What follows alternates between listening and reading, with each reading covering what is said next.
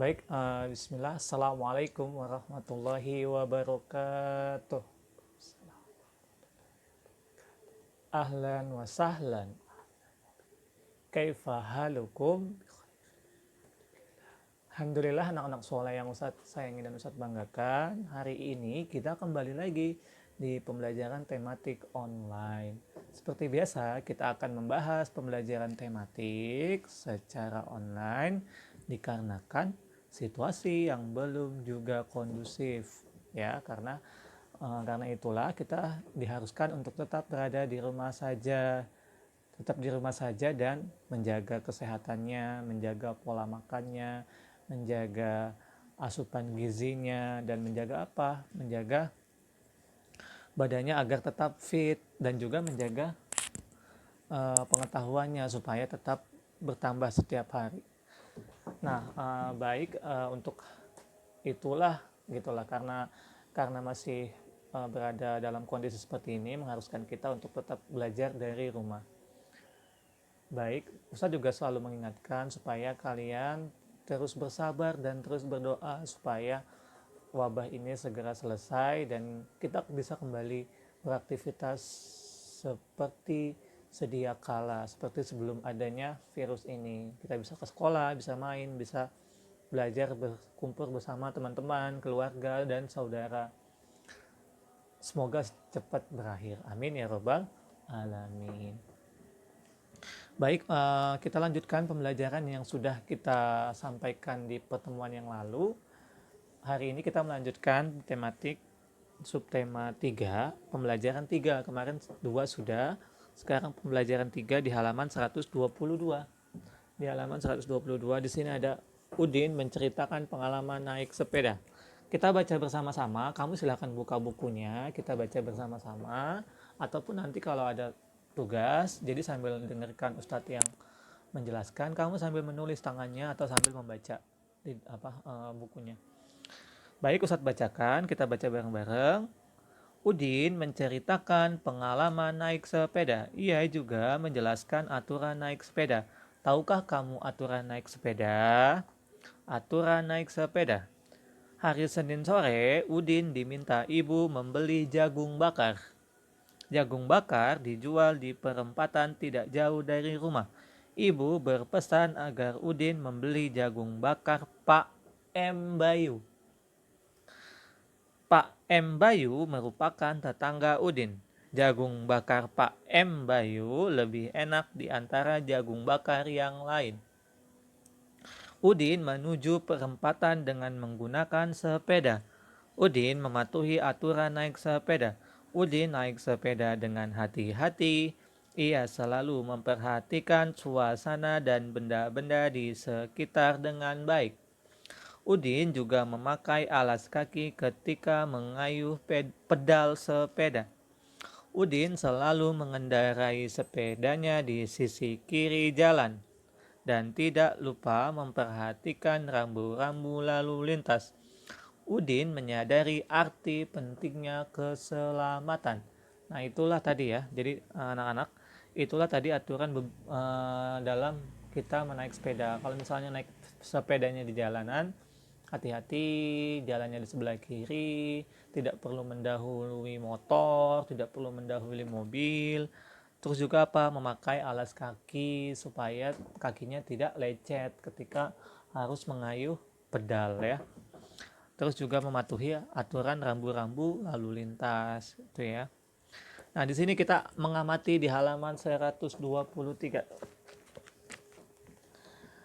Masih ingatkah kamu dengan aturan penggunaan tanda titik? Coba perhatikan kalimat berikut dengan teliti.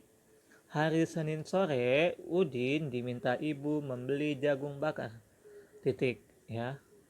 Jagung bakar dijual di perempatan tidak jauh dari rumah. Titik. Ini aturan dalam penggunaan tanda titik, yaitu diletakkan di akhir kalimat, betul. Ibu berpesan agar Udin membeli jagung bakar Pak M. Titik Bayu titik. Ada 2 titiknya. M titik Bayu titik. Ada 2. Kok kenapa di sini ada titiknya? Nanti kita cari tahu abis ini. Pak M titik Bayu merupakan tetangganya Udin. Jagung bakar Pak M titik Bayu lebih enak di antara jagung bakar yang lain titik. Kalau yang belakang karena memang penggunaan tanda titik di akhir kalimat. Nah ini kok ada M titik Bayu, kita balik. Nah ini tanda titik digunakan pada setiap akhir kalimat. Tanda titik juga digunakan pada akhir singkatan nama orang. Jadi kalau kamu menyingkat nama orang harus menggunakan tanda titik. Misalnya M Bayu, berarti M di sini apakah namanya dia M Bayu? Bukan. Karena nama dia ini biasanya ada nama panjangnya. M itu biasanya disingkat dengan M itu kepanjangan dari Muhammad biasanya ya, Muhammad atau Mahmud gitu. Tapi yang lebih umum lagi tuh Muhammad. Misalnya Muhammad Ridwan, M titik Ridwan. Jadi kalau disingkat itu harus menggunakan tanda titik ya. Jadi M Ridwan, terus Muhammad Amar, M Amar Arkana misalnya. Kalau mau disingkat M-nya harus pakai titik ya. Atau Muhammad Subur misalnya, M titik Subur, seperti itu ya. Di sini ayo menulis. Perhatikan denah rumah Udin, Lani, Meli, Edo, Siti dan Beni berikut. Jadi di sini ada denah rumah-rumah. Nah, di sini ada rumah Udin, di sini rumah Siti, di sini rumah Lani, sini rumah Edo, sini rumah Meli, dan di sini rumah Beni. Nah, di sini ada jalan rumahnya itu menggunakan nama orang. Dan di sini nama orangnya ini disingkat, berarti ada kepanjangannya ya. Dan ingat, kalau disingkat nama orang harus menggunakan tanda titik. Jalan titik W titik John. Jalan titik A titik Hakim. A Hakim, berarti A-nya itu biasanya kalau disingkat A itu Abdul Hakim. Kalau jalan JL titik, JL itu jalan ya, JL titik M titik Hatta, M Hatta berarti Muhammad Hatta.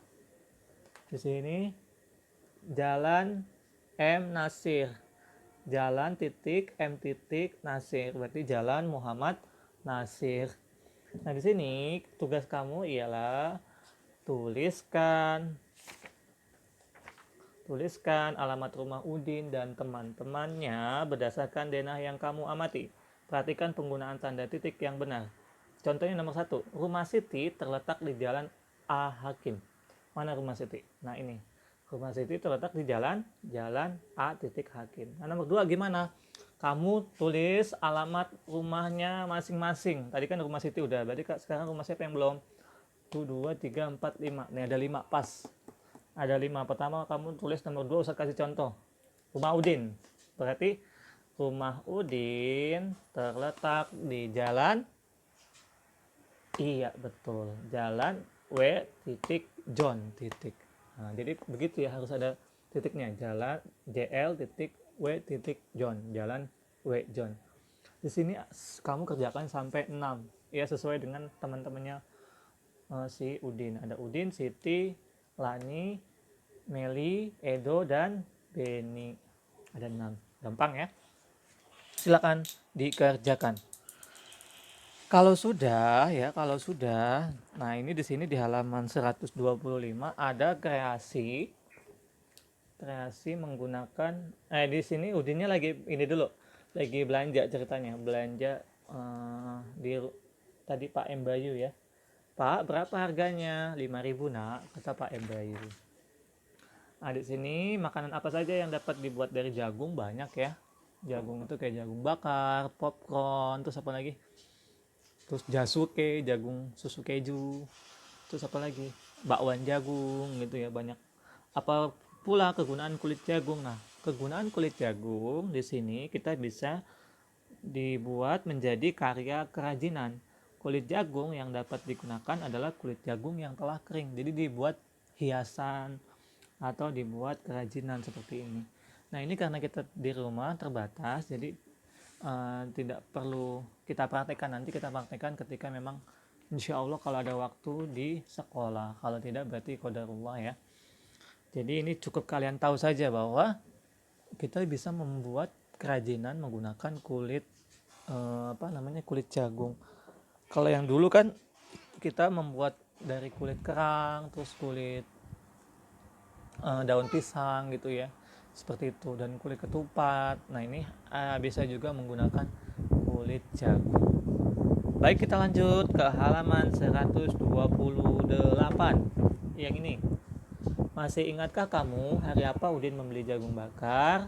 Masih ingatkah kamu berapa hari dalam satu minggu? Amatilah gambar di bawah ini dengan teliti. Tahukah kamu satu minggu ada 7 hari? Tahu kan? Iya, sudah dikasih tahu duluan ya sama Ustadz Haji sebelum dikasih tahu sama Udin, ya kan? Jadi satu minggu itu ada 7 hari. Berarti 7 hari ada berapa minggu? 1, betul. Berarti kalau misalnya 7 hari ada satu minggu, berarti kalau 14 hari berapa minggu? 2, ya.